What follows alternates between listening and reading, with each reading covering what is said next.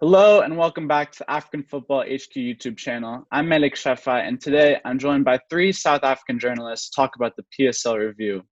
Mamelodi Sundowns were crowned the champions, but it's been a very exciting season on the whole. But we'll start with the beginning. So Lorenz, going into the season, what were some of the expectations? Were Sundowns expected to repeat the title, or were we expected to see a new winner? Look, honestly, Sundowns were obviously one of the overwhelming favorites because they won the league twice in a row. So pizza was after the three-peat, but I can honestly say that Orlando Pirates were also tipped to be title contenders because they had Michu, who was building a very strong squad. They had so much talent there. Justin Chonga, Augustine Mulenga. They signed a lot of players in the off-season. And with Rulani Mokoena backing him as an assistant coach, a highly rated assistant coach, I definitely think Pirates were the ones expected to challenge Sundowns this season. Chiefs came with the back against the wall. They finished ninth. Ernst Middendorp wasn't a fancied coach to obviously lead them to a challenge for the title. But yeah, that was one of the pleasant surprises of the season. Well, I don't know if I agree 100% with you, Lorenzo, there. I think with Pizza, he was always his timid self at the start of the season, wasn't he? He was like, we're not going to win another title. But I think in the back of his mind, he was aiming for that title.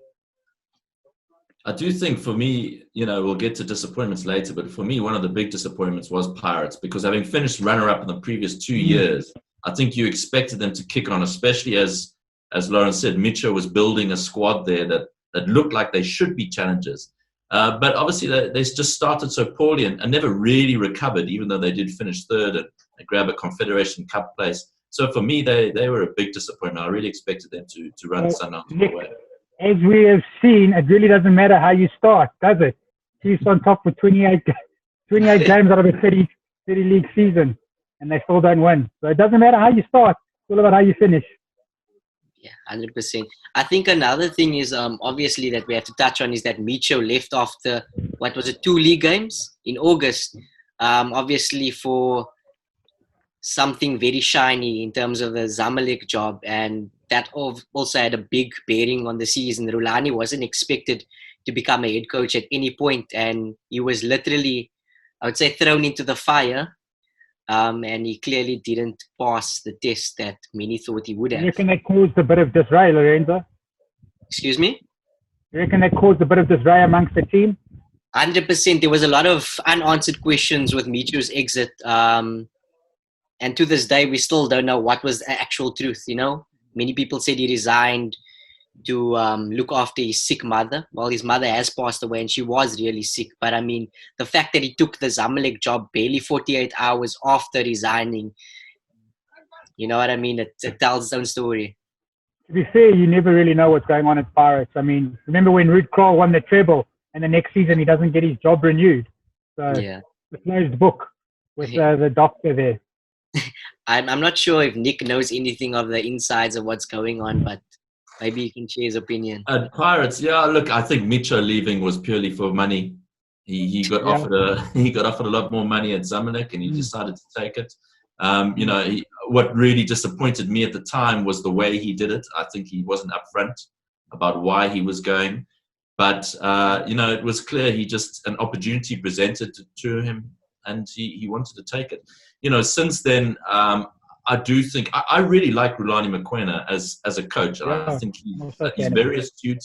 I think what we saw was quite sad in a way, his sort of unraveling as the weeks went by and the results weren't coming. And I don't know if you guys remember, there was that Soweto derby where he just absolutely lost it at the end with, claiming all sorts of things and all sorts of conspiracy theories.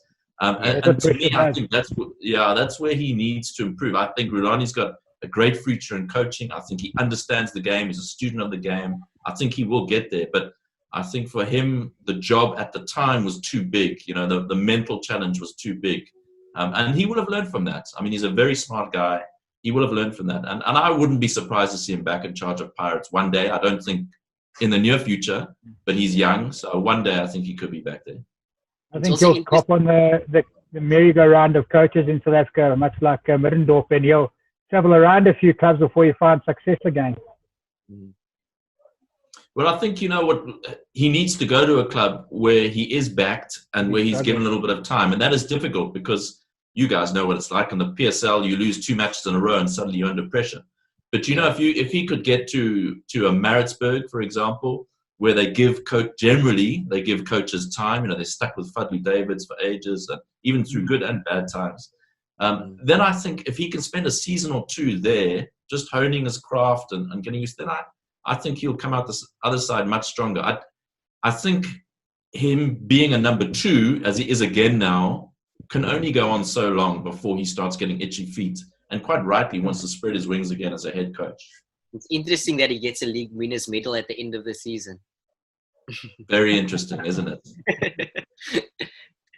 All right, we'll move on to Kaiser Chiefs. They were at the top of the league for almost the entire season, but they blew it at the last second. We won't focus on their disappointment yet, but how are they able to stay at the top of the league for so long? I think for me, Lebogang Munama played a big part, didn't he? In scoring goals, creating goals, really getting the team to tick over, especially attacking-wise. I don't know how you guys feel about that. They also had sort of guys like Eric Matoa at the back who controlled the defense. He's been there for years, and he really took charge this season, and it showed. Yeah, look, I mean, they didn't have a problem scoring goals, did they? I think they got 48 goals in their 30 games, which is a good return, and was by far, by I think five or so goals, was the best in the PSL. So scoring wasn't a problem. I think we started to see the cracks, for me, just before the lockdown period actually came. Everyone's focusing on what happened during the bubble. But if you remember those performances in sort of February, leading into the start of March before lockdown, they were not good at all. And they suddenly seemed to lack confidence. There wasn't that drive and that energy that had been there earlier in the season. Of course, their last game before lockdown, they lost 1-0 to AmaZulu at home, who were the bottom side at that stage. So it was a shock result. And they just, I think mentally, they just never really seemed to recover from that. And they battled. And they did. I mean, there's no doubt with that squad, there's very, very good players there. But they underperformed from the last 8 or 9 games, 10 games maybe. I think, Nick, if we're honest with ourselves, pressure is a big cause of mishaps in football. And the pressure, they really crumbled under the pressure, Chiefs. I think it was the pressure of not having a trophy in the last 5 years, then being on top for so long, and then coming back from the bubble, from that 1-0 loss, and feeling the pressure. And then, like I said, they went 5 games without a win since the bubble. So they really did struggle. I think pressure was the key to undoing them. And to be honest, I'm not a fan of Ernst Middendorp personally. I don't think he's a great coach. I think he just gets on the merry-go-round of the PSL and he goes from club to club. And I don't think he did them any favors. He looked good for a large part of the season, but when it came to crunch time, he folded. He didn't know how to control his troops. If we're also being honest with ourselves now, one of the biggest issues, like in Chiefs, okay, they conceded a lot of goals in the bubble, but generally their defensive, their back four was quite solid in the start of the season. Up front also they were scoring goals, but the middle of the park was one of their biggest issues. I think Bacchus showed like signs of something great in the early stages, and we have to acknowledge that the fact that George Maluleka leaving before the end of the season to Sundowns was a big loss. Like we can't overlook that fact. I think that they made a big mistake of saying that he could leave before the end of the season, because they were well within their right to retain him, secure the league, and then let him go to Sundowns. And if you look at I think the last few games in the bubble, they had Akumu and Katsande in the middle, and it wasn't really working. They were just bypassing the midfields for large spells of their games, pushing from defense to up front, like very direct game of football. There was no real controlling of, like, you know, trying to find those gaps that Maluleka can do, and also, like, you know, the odd long range screamer that Mido is capable of. But is that not the fault of Middendorp? You can't have your team reliance on one player. Yes, George Maluleka is a great player and a big loss for Chiefs, and Sundowns will gain a lot by him coming to their club. But you can't rely on one player to make your team tick. And if that player does leave, then the coach has to step in and get things to tick over.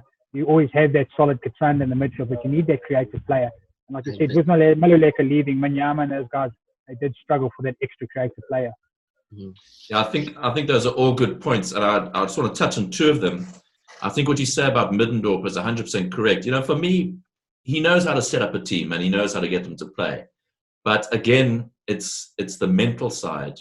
As you said, when the wheels started to come off, was Middendorp and his character, was he the kind of guy who's going to motivate and bring, sort of drag the Chiefs players out of this malaise that they'd come into?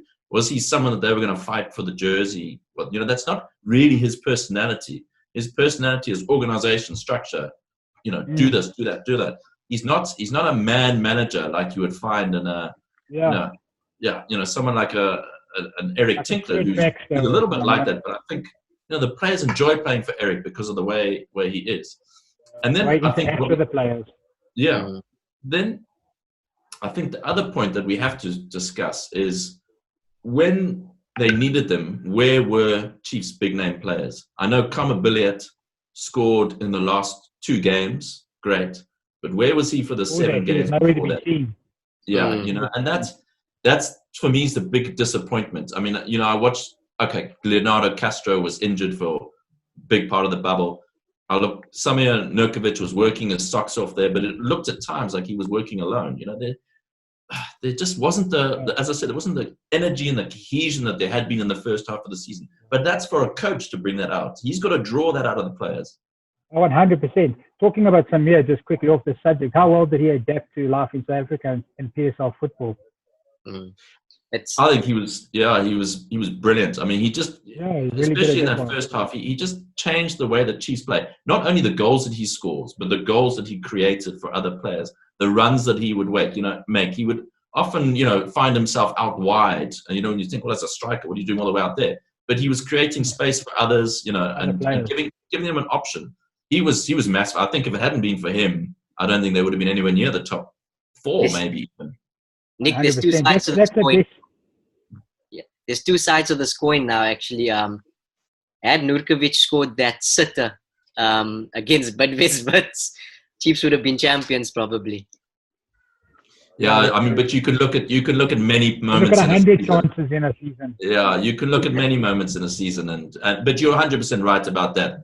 But I think he was one of the key reasons why they were challenging for the title. I think without him, I don't think they would have been top 4.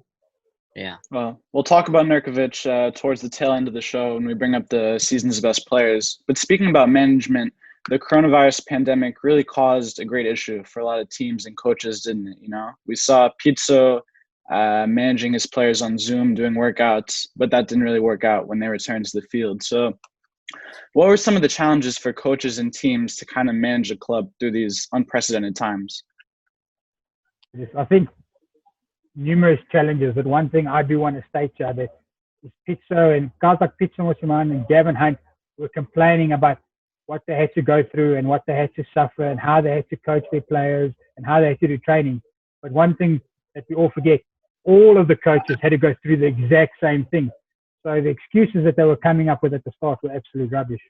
But obviously with any pandemic, the difficulties of it are training in groups, getting your players consistent with regards to fitness, with regards to fluidity amongst each other. Those are battles all the coaches undertook. And some adjusted better than others. And obviously Chiefs were one of the teams that didn't adjust, where teams like Wits actually seemed to help them. But I don't know if that was because Wits are disbanding.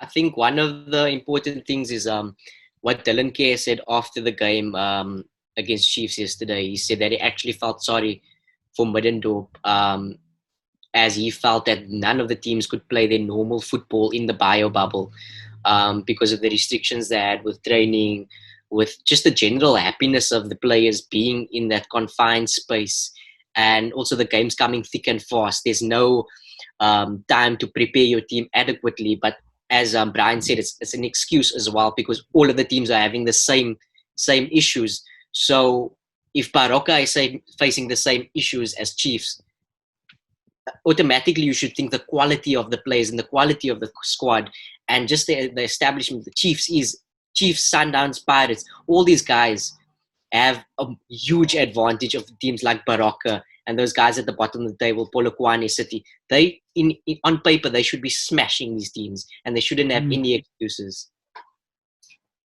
Yeah, I think, that's the point. It's the same for everybody. And it comes down to, again, to the coaches. And I keep harping on this point, but I strongly do believe this. It's not, being a coach, it's not just how you set up tactics. It's how you manage players on and off the pitch.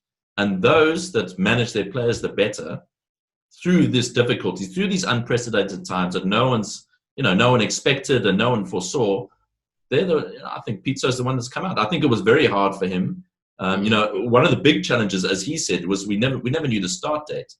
First, it was going to be 18th of July. Then it was going to be the end of July. It ended up being, I think, early August they restarted. So they had to work a physical plan up till those start dates. But because the date kept on moving, they were overloading the players. And we saw Pirates got a lot of injuries, probably more injuries than most teams, actually, I would say. And Pizzo admitted, it's because we got it wrong. We kept working towards different dates. So, the load that we're putting on players and training and whatnot was too much. So for me, that was probably the biggest thing. The teams that managed to keep their players on the pitch were the ones that did the best. I also think, Nick, you bring up a very good point. It's got to be the mental part of the game. The coaches that manage the mental side of their players the best were the ones that were successful. And Pizzo's notorious for being able to manage his players' mental side of the game and the media as well. He shifted the way he wants. Yeah, like you could see in his post-match press conferences, most of the time he would deflect the pressure off his players. He would blame the referees. He would blame everything under the sun besides his players. And he would always, always, always have a jab at Chiefs. Every single, without fail. And he just piled the pressure on them all the time. And after winning the title, you have to applaud him. It's something that we look back in, like if we compare to Sir Alex Ferguson back in the days when they were so successful, how Ferguson just managed to get into the minds of his rivals. And Pizzo is absolutely mastered that. Ernst and Chiefs absolutely crumbled during this bio bubble because of it. You say that's so true. I talk about this all the time with the guys at work. Pizzo is so clever and he knows what Middendorf's like. And he knows he's able to get under Middendorf's skin. And Middendorf got this combative reaction all the time, which can't bode well for your players. Yeah. Middendorf did a full Kevin Keegan. All right. Well, before we talk about the end of the season, I want to bring up the story of Bidvest Wits and the ongoing sale of the club. Lorenz, could you just explain to some of us who aren't in South Africa what's going on with them? So basically, Bidvest Wits, one of the most historic clubs, oldest clubs in South Africa, they were heading to their centenary year next year. And inexplicably, they've been sold to TTM from Limpopo. And it's just one of those things that none of us can understand. It's heartbreaking for fans, for everybody involved in South African football, because Wits is a solid establishment. They won the league 3 seasons ago. And just the quality of players, not just their players in their first team, but the academy system, the type of players that was coming through the system. You have Pakamani Matlambi recently, Reef Fossler, Rowan Yuma now. Nick would obviously be able to elaborate on the history of the club, but it's just a shock to everybody. And I think that one of the primary factors behind the sale was the fact that Bidvest was obviously doing some cost cutting because of the coronavirus pandemic, and they obviously saw that the club wasn't financially viable for them to carry on sponsoring. I think that was one of the big issues, the main factors behind the sale. I think one of the biggest things that we will miss from Bidvest Wits, and which Wits was renowned for, was the academy and producing great youngsters coming out of university. I think that is a big loss for South African football. And the fact that TTM are the ones that have purchased it, TTM are in the promotion playoffs. What happens if they get promoted? Yeah, it's a very strange scenario. I think Nick will be able to. What happens? Yeah. Nick, can you elaborate? Tell us what would happen if TTM get promoted? Yeah, and the new owners have potentially shelled a lot of money they didn't have to, didn't they? 100%. But look, no, it is incredibly sad, and we have this debate often because it does happen often. I mean, a few years ago we had in Mpumalanga, Black Aces were sold, relocated to Cape Town, became Cape Town City. we see it all the time. I don't think any of us imagined an institution, a 99-year-old institution like Bidvest Wits, this would happen to them. To me, it was almost inconceivable. But that's the problem. Irvin Khoza said, football is a business, and you have to run it like a business. And Bidvest made a business decision, which breaks a lot of people's hearts, including mine. Not that I'm a supporter of the club, but just the history around it and whatnot. And as you say, the fantastic academy they had, that's going to be a big loss. I do hope that somebody's going to come in and resurrect it in the coming years. I saw a few little reports there that, the Highlands Park, I think, is being sold as well. That's another one that's going this year.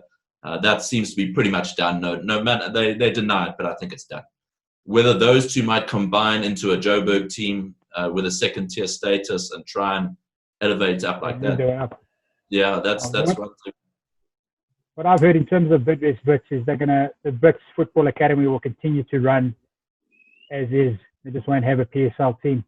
Yeah, but I think you need a PSL team to give the players in your academy something to aspire to.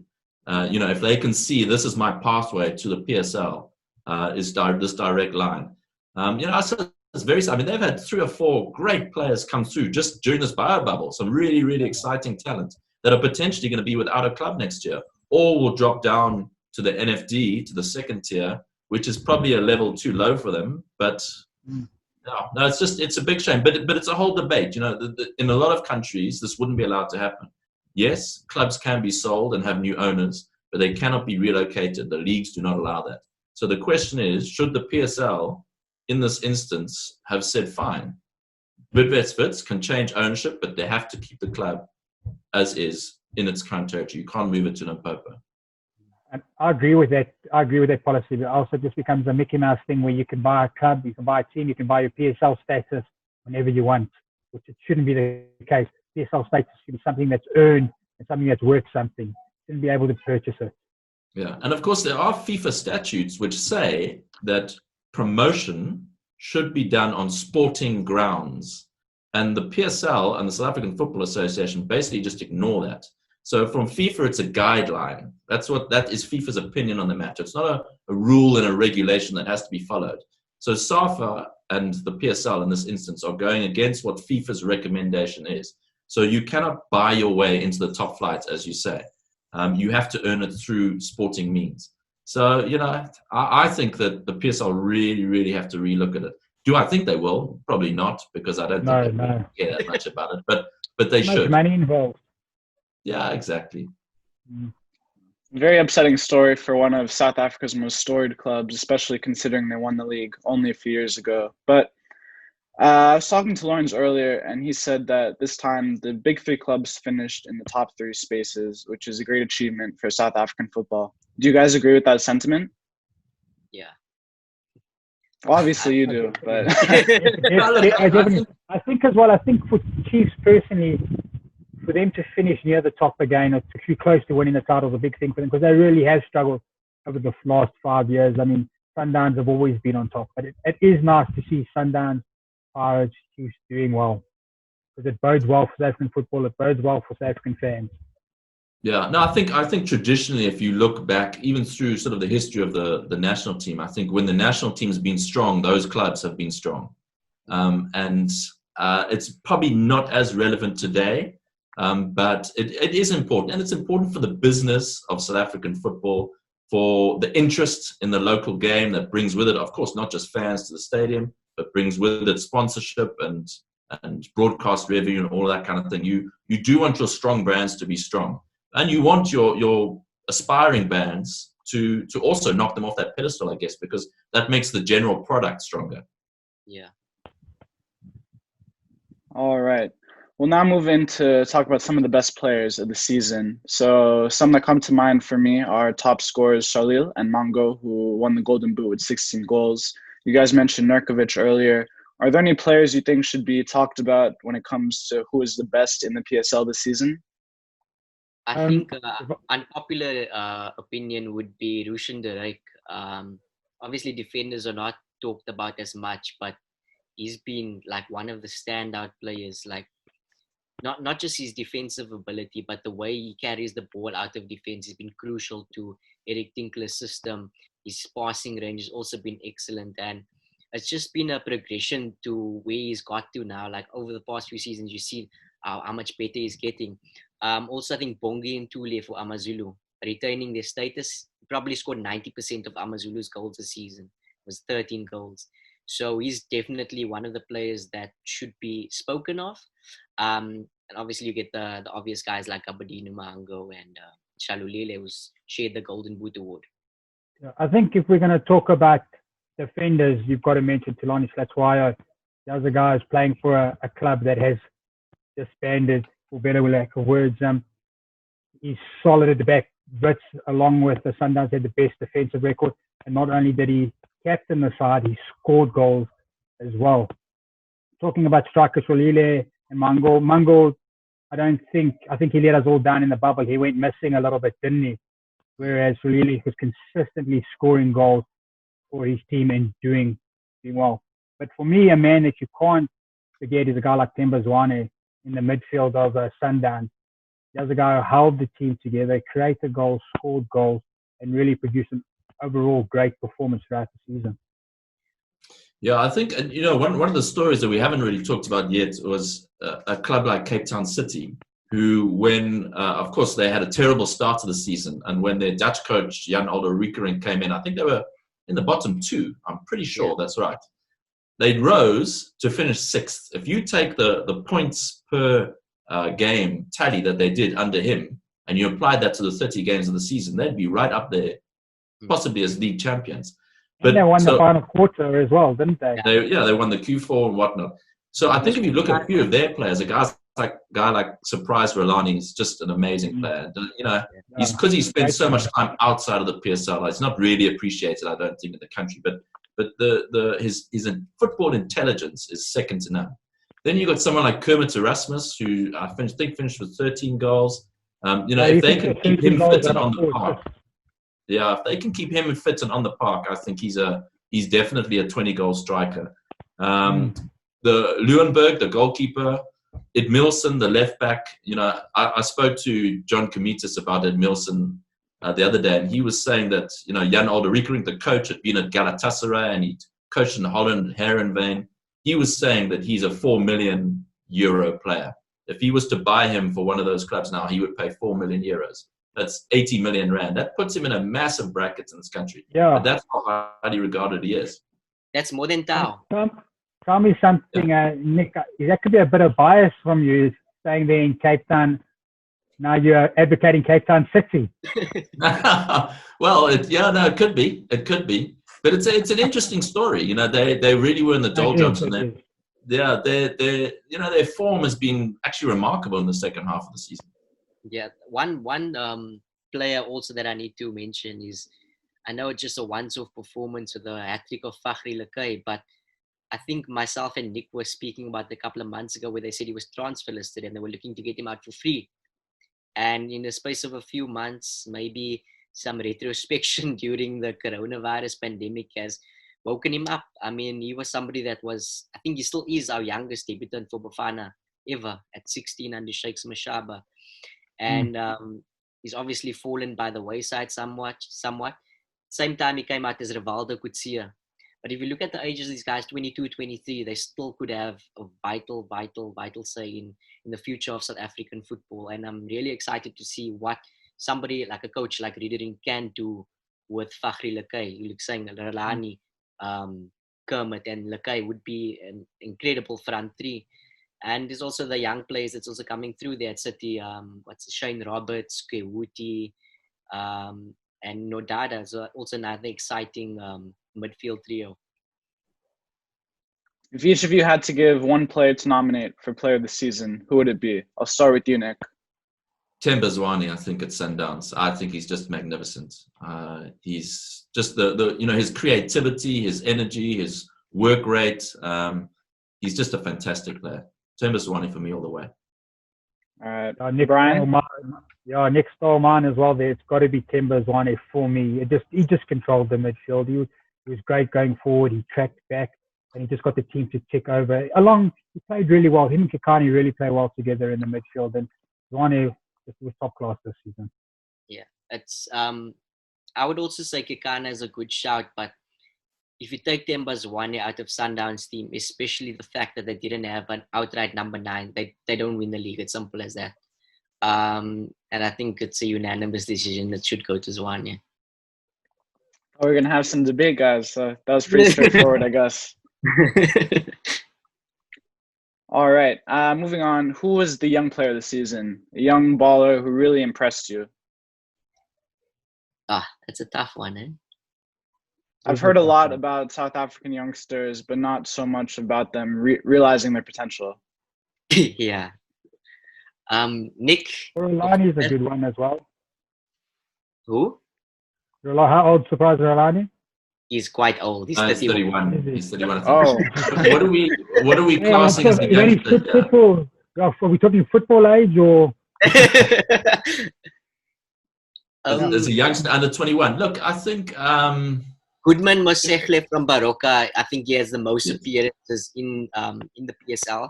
He's under the age of 21. I think he's 20 now. He probably played about 28 out of the 30 games, and he's been solid in that midfield. But obviously, as Baroka is not a very fancy team, he doesn't get as much exposure. But if you look at the top 3 teams, it would probably be Reef Rossler for Young Player of the Season.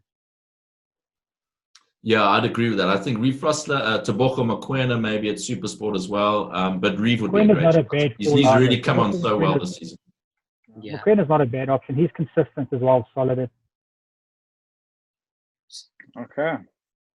That was slightly less straightforward, but I think we still got there. This one might be simpler, but who would you say is the coach of the year? Could you give it to Middendorp despite them losing, or does it have to be Pitso? No, it cannot go to Middendorp. That will just keep him in South African football for even longer. I hate to say it, I don't like to. It's time for Middendorp to leave South African football. I don't think he contributes enough. Or go back to a child like Maritzburg United. I don't think he contributes enough to South African football. Coach of the season has to always go to your winning coach. The coach who was the smartest and resulted with the team with the most points. It's got to go to Pitso again. For me personally, it's got to go to Pitso Money. Or Cape Town City coach, like you said, like Nick was saying earlier, took him from the doldrums to 6th place. I think for me, it is Pitso, and I know we're probably talking about the league here, but of course he won the Telkom knockout as well. He's in another cup final, the Nedbank Cup final on Saturday against Bloemfontein Celtic. He could very well walk away with 3 domestic trophies this year. Only one he missed out on was the MTN 8. You know, that's almost unheard of to win 3 domestic trophies in one season. So for me, it's hands down Pitso. And we also have to acknowledge that he was knocked out of the Champions League by Afhq, so he could have gone further even there. But Tinkler is also a good shout. He's transformed Maritzburg to a very solid team. As we know, you can't beat Maritzburg on a Friday night. And I think Maritzburg is a team to look at if they can keep the core of their squad together. But Pitso, hands down, coach of the season. All right. Well, that is the episode in conclusion. Thank you very much to all of you. We'll put your links in the description below. Hope you enjoyed the episode. Please like and subscribe. Thank you for listening.